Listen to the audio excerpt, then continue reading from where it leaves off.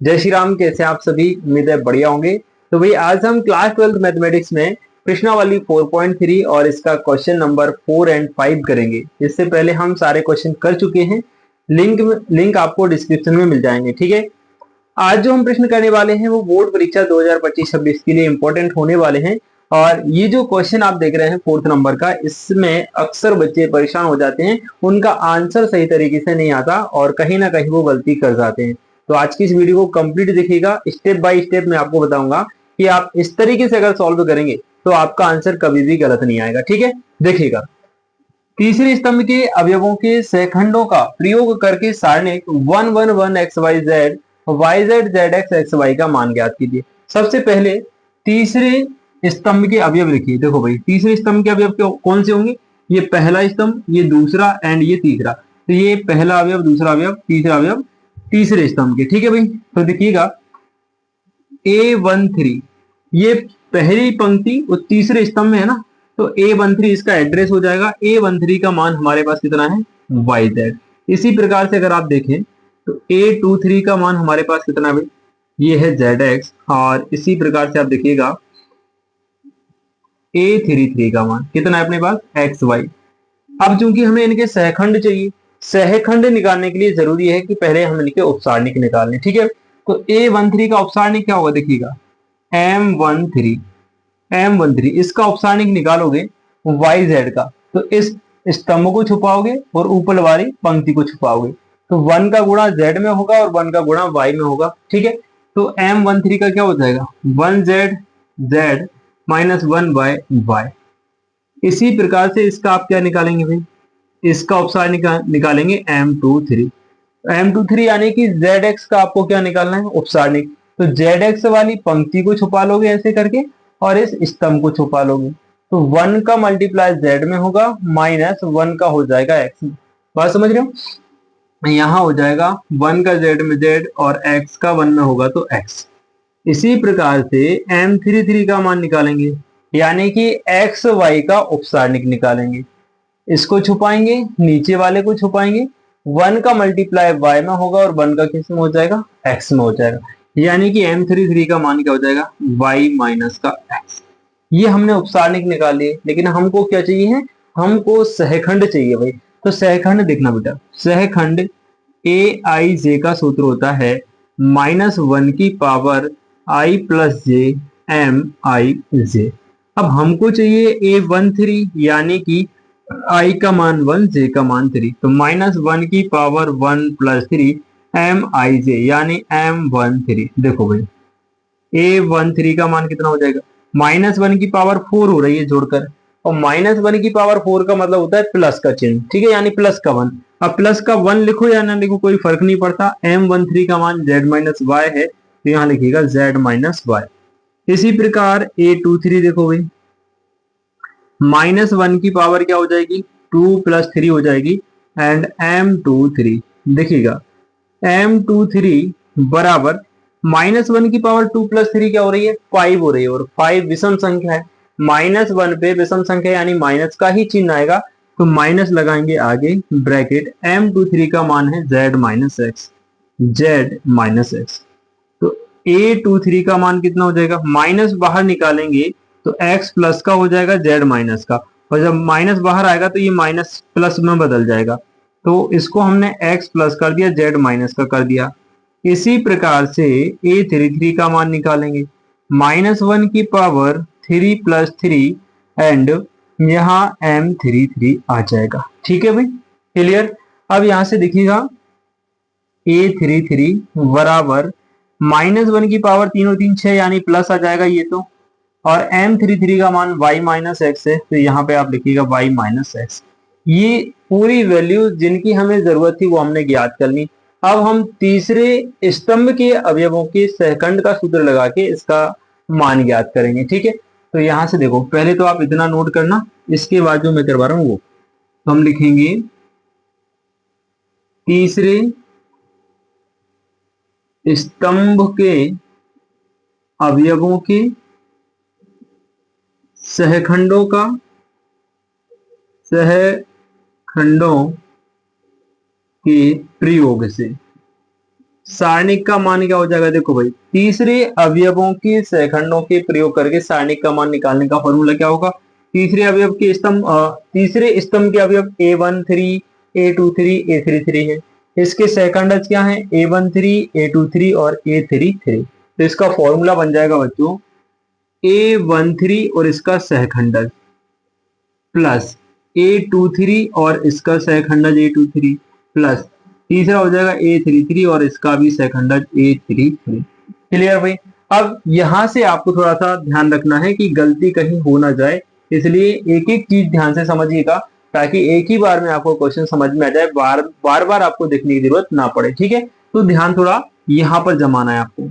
A13 का मान हमारे पास कितना है YZ, तो लिखेंगे हम YZ ब्रैकेट A13 का मान कितना है भाई, तो Z माइनस वाई है, लिखेंगे Z माइनस का Y प्लस A23 का मान देखिए ZX है, यहाँ पे रख दीजिए ZX। A23 का मान यहाँ पे देखेंगे तो X माइनस Z है, यहाँ आप लिखेंगे X माइनस का Z। A33 का मान XY है, देखो XY एंड A33 का मान Y माइनस X है, तो यहाँ पर आप Y माइनस X रखेंगे। क्लियर। अब हम इनका अंदर मल्टीप्लाई करेंगे जिससे हमारी अगली स्टेप बन जाएगी। ठीक है, तो देखिएगा सारणिक बराबर YZ का Z में करोगे तो YZ स्क्वायर हो जाएगा, YZ का माइनस Y में करोगे तो Y स्क्वायर Z होगा, ZX का X में होगा तो ZX स्क्वायर होगा, ZX का Z में होगा तो Z स्क्वायर X होगा, XY का Y में करोगे XY स्क्वायर होगा, XY का माइनस X में करोगे तो X स्क्वायर Y हो जाएगा। क्लियर। इसके बाद सबसे इंपॉर्टेंट स्टेप आएगी जहां पर अक्सर आप लोग गलती कर देते हो। अब मेरी बात ध्यान से सुनिए, जो मैं बता रहा हूं उस स्टेप के हिसाब से अगर आप चलोगे तो आपका प्रश्न गलत नहीं होगा, आपका आंसर कभी गलत नहीं होगा। ठीक है, क्या करोगे आप लोग, सबसे पहले आप x की जो बड़ी पावर है उनको लिखोगे, फिर x की छोटी पावर को लिखोगे और सबसे लास्ट में जिसमें x की पावर नहीं है वो लिखोगे। देखो x की बड़ी पावर हमको कहाँ कहाँ मिल रही है, एक तो भाई हमें ये मिल रही है एक्स स्क्वायर और ये एक ये मिल रही है, तो सबसे पहले हम लिखेंगे एक्स स्क्वायर पॉजिटिव वाली, ये वाली x square Z x square, फिर क्या एक्स स्क्वायर माइनस वाई, तो एक्स स्क्वायर माइनस का एक्स स्क्वायर वाई। ठीक, अब एक्स किस में है, एक तो इसमें है और एक इसमें है, तो प्लस का ये पहले लिखेंगे एक्स वाई स्क्वायर और माइनस का लिखेंगे जेड स्क्वायर एक्स। अब बचा क्या भाई, y z square y square z, तो y z square minus y square z. Clear भाई। अब आपसे कभी गलती नहीं होगी, ऐसा ही आपको करना है। क्या करेंगे भाई, एक्स स्क्वायर कॉमन लेंगे, यहाँ क्या बचा जेड माइनस वाई प्लस इन दोनों में से क्या कॉमन आ रहा है भाई, एक्स कॉमन आ रहा है, यहाँ बचेगा वाई स्क्वायर एंड माइनस का जेड स्क्वायर। तो हम क्या करेंगे, यहाँ पे एक्स कॉमन ना लेके यहाँ पे हम माइनस का एक्स कॉमन ले लेंगे बेटा। जब इन दोनों में से हम माइनस का एक्स बाहर निकालेंगे तो ये माइनस वाला प्लस बन जाएगा और प्लस वाला माइनस, तो क्या बनेगा, देखो यहाँ से एक्स चला गया, जेड स्क्वायर बचा तो ये प्लस का बचेगा, वाई स्क्वायर जो है वो माइनस का बचेगा। ठीक है, प्लस ये आपको ध्यान रखना है, तभी आपका आंसर सही आएगा, नहीं तो फिर आखिरी में जाके आप तो फंस जाओगे और कंफ्यूज हो जाओगे। ठीक है, तो यहीं पे आपको क्या करना है कि माइनस का एक्स बाहर निकालना है, आपका आंसर सही आएगा। ठीक है, यहाँ देखो वाई जेड दोनों में कॉमन आ जाएगा, तो यहाँ से वाई जेड जाएगा केवल जेड बचेगा, यहाँ से वाई जेड जाएगा केवल वाई बचेगा। हमको हर जगह जेड माइनस वाई आ रहा है, यहाँ भी जेड माइनस आ जाएगा, जेड माइनस वाई आ जाएगा, इसलिए हमने माइनस पहले ही कॉमन ले लिया। ठीक है, देखो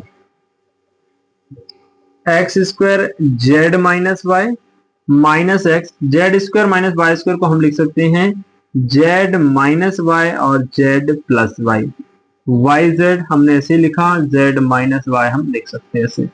अब तीनों में से हमें क्या कॉमन मिल गया भाई, जेड माइनस वाई हमें कॉमन मिल गया और हमारे पास बचेगा एक्स स्क्वायर एंड माइनस का बचेगा एक्स, ये जेड माइनस वाई तो भाई बाहर आ गया, बचा क्या जेड प्लस वाई, तो जेड प्लस वाई लिखा और यहाँ सिर्फ क्या बचा वाई जेड बचा। क्लियर, देखिएगा z minus y bracket x square ऐसे ही रहेगा, एक्स का अंदर गुणा करोगे तो माइनस का एक्स जेड माइनस का एक्स वाई प्लस का वाई जेड। ठीक है भाई, इसके बाद देखना भाई सारणिक बराबर हो जाएगा जेड माइनस का वाई, यहाँ पे आपको क्या करना है, एक्स स्क्वायर ऐसे लिखना है, ये एक्स वाई आप पहले लिख लेंगे माइनस का, ठीक है, प्लस का लिखेंगे आप वाई जेड, जो जेड एक्स है ना या एक्स जेड, इसको सबसे लास्ट में लिख दो, जेड एक्स या एक्स जेड जो भी है, ऐसे लिख देंगे एक्स जेड। क्लियर। अब यहाँ पे देखो बस 2 लाइन का आंसर और बचा है, जेड माइनस का वाई, और यहाँ पर देखो x कॉमन लेंगे तो x माइनस का y बचेगा। इन दोनों में से आपको क्या करना भाई, इन दोनों में से माइनस का z बाहर निकालना है। अब माइनस का z बाहर निकालने से जो x है वो तो प्लस का हो जाएगा और जो y है वो माइनस का हो जाएगा। क्लियर। अब इन दोनों में से x माइनस y बाहर आ जाएगा, तो देखो z माइनस का y है अपने पास, x माइनस का y बाहर आ जाएगा, तो एक तो अपने पास बचेगा x और एक बचेगा माइनस का z, तो x माइनस का z, यही तो हमको लाना था और यही आपका आंसर है। मैं उम्मीद करता हूँ क्वेश्चन आप लोग समझ गए होंगे। एक बार मुझे कमेंट करके बताइए कि हाँ सर समझ गए, ठीक है, और वीडियो अच्छी लगी तो अपने दोस्तों तक शेयर जरूर कीजिएगा। चलिए इसका एक लास्ट क्वेश्चन है उसको और हम कंप्लीट कर लेते हैं। क्वेश्चन नंबर 5 आपसे पूछ रहा है, यदि सारणिक A11 A21 A31 A12 A22 A32 A13 A23 A33 और AIJ का सहखंड कैपिटल AIJ हो तो सारणिक का मान निम्नलिखित रूप में व्यक्त किया जा सकता है। 4 ऑप्शन आपके सामने, आपको ये बताना है कि इसका सहखंड अगर ये है तो इसका मान क्या हो सकता है।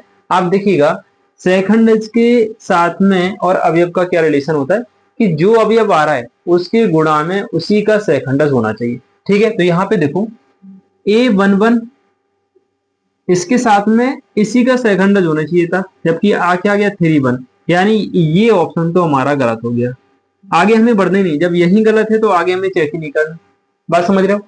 दूसरा देखो A11 है, A11 ये सही है, यहाँ आ जाओ। A12 है लेकिन यहाँ पे क्या आ गया, इसका जो सेकंड है A21 का आ गया, यानी ये भी गलत हो गया, इसमें भी हम आगे नहीं बढ़ेंगे। ठीक। तीसरा देखो A21 है और A11 है, यही गलत हो गया, आगे जाने नहीं है। A21 है तो A21 होना था यहाँ पे। क्लियर। फोर्थ वाले पे जाओ, A11 ठीक है भाई, A21 ये भी ठीक है, A31 ये भी ठीक है, यानी फोर्थ वाला ऑप्शन आपका बिल्कुल सही उत्तर हो जाएगा। क्लियर। आई होप मेरी बात आप समझ गए होंगे, एक बार कमेंट में जरूर बताइएगा। एंड ये आपकी 4.3 प्रश्नावली थी वो कंप्लीट हो गई है। इससे पहले के क्वेश्चन अगर आपने नहीं देखे तो वीडियो के डिस्क्रिप्शन में आपको प्लेलिस्ट का लिंक मिलेगा, वहां से जाके आप कवर कर सकते हैं। उम्मीद करता हूं आज की वीडियो आपके लिए काफी हेल्पफुल रही होगी। ठीक है, अच्छी लगी होगी तो लाइक कर देना भाई और अपने दोस्तों के साथ शेयर कर देना। ठीक है, जल्दी मिलते हैं नेक्स्ट वीडियो में नेक्स्ट प्रश्नावली के क्वेश्चन के साथ। तब तक के लिए खुश रहें, मस्त रहें, बाकी पढ़ते रहें। जय हिंद।